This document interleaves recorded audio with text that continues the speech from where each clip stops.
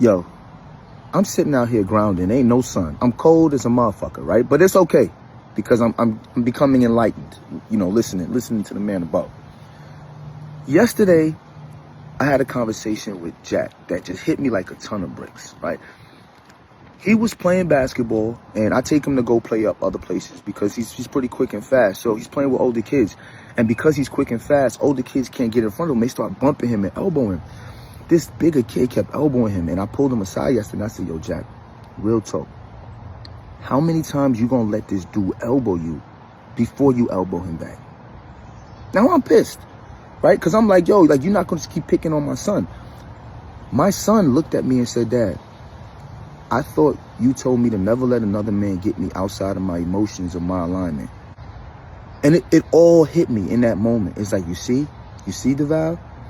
You are raising your son with the same fears that you had as a kid, because I was always a smaller kid and I was always worried about people picking on me, that I was raising Jack the same way because I don't want him to get picked on. And I watched him in that moment go back, work through everything. Kid was elbowing him. He finished the game. He scored mad points. It made me realize how often as parents we raise our kids through the fears that we have, and how we often project our fears on our kids and make them become afraid of the things that probably don't even exist. Because him and the kid finished playing. Kid was elbowing him, roughing him up. Afterwards, the kid gave him a hug and was like, man, you was hard to guard. I was trying everything. And Jack said, nah, it's good, bro. Boom, pat on the back and came over. And it just made me realize, like, I grew up in a different environment. I grew up very, very different. I grew up in Flatbush, going to parks with my cousins and my brothers, and going to Caton Park, Marine Park. There was no adults out there. There was no nothing. We were just out there just balling.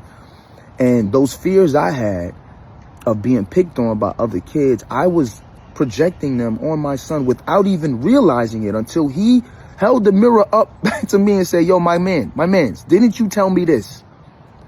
That is the true power of fatherhood, yo. Trying to raise my boys to walk and exist in the world with the emotional intelligence I didn't have at his age, because I'm here to tell him.